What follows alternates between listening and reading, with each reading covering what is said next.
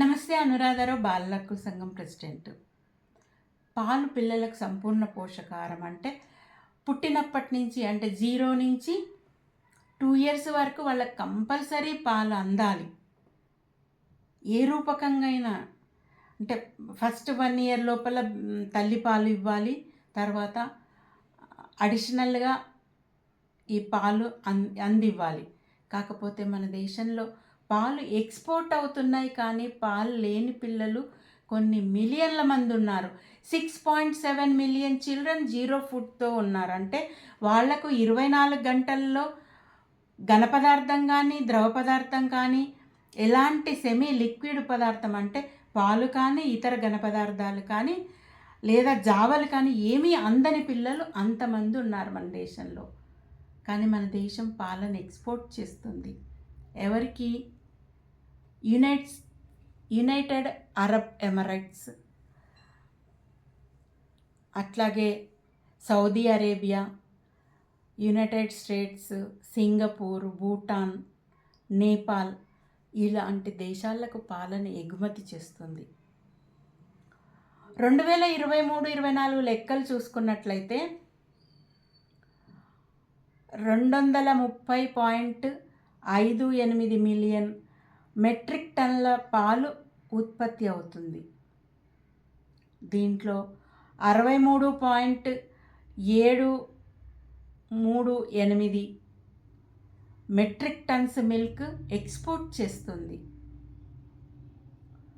అంటే మరి పిల్లలకు అవసరానికి లేకుండా ఎక్స్పోర్ట్ చేయాల్సిన అవసరం ఏముంది? 6 నెలల నుంచి 5 సంవత్సరాల పిల్లలకు అసలు ఎలాంటి పదార్థాలు దొరకడం లేదు. వాళ్ళకు అవసరం ఎదుగుదల. పిల్లలే మనం భవిష్యత్తు అనుకుంటున్నాము. వాళ్ళు ఫ్యూచర్ సిటిజన్స్, భారతదేశపు పౌరులు. వాళ్ళు ఆ పౌరులకే ఎదగటానికి ఏమీ లేదు. అంటే 0.6 మిలియన్ చిల్డ్రన్కి జీరో ఫుడ్ అనే అంటున్నాము. ఇంతమంది పిల్లలకు ఆహారం లేకుండా వాళ్ళు ఉంటున్నారు. రకరకాల కారణాలు. పేదరికం, తల్లి లేకపోవచ్చు, తల్లి తండ్రి ఇద్దరూ లేకపోవచ్చు, అనాథలు అయి ఉంటారు, నెగ్లెక్ట్ చేయబడ్డ పిల్లలు ఉంటారు. ఈ పిల్లలకు ఫుడ్ అందడం లేదు. మామూలుగా పెరుగుదలకు పాలు కావాలి.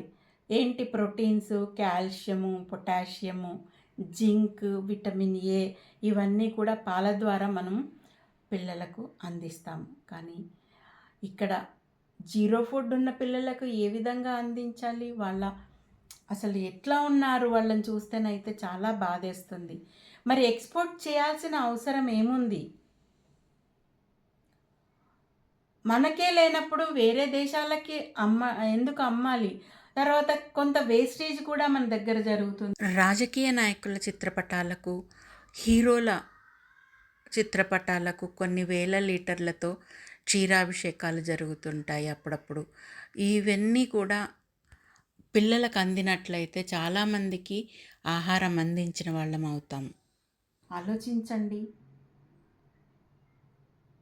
ఎక్స్పోర్ట్ చేయాలి, ప్రతిదీ ఎక్స్పోర్ట్ చేయాలి, అవసరం. అది బిజినెస్ కూడా ఉండాలి. కాకపోతే మనం తిన్న తర్వాత ఎక్స్ట్రా ఉన్నది మనం ఎక్స్పోర్ట్ చేయాలి. కానీ ఇక్కడ పిల్లలకే లేదు. మరి ఎందుకు ఎక్స్పోర్ట్ చేస్తున్నారు? ప్రభుత్వం ఈ దిశగా ఆలోచించాలి. ఈ జీరో ఫుడ్ ఉన్న పిల్లలకు ఆహారం అంటే కనీసం పాలు అందే విధంగా చూడాలని ప్రభుత్వాన్ని బాలల హక్కుల సంఘం డిమాండ్ చేస్తుంది. నమస్తే.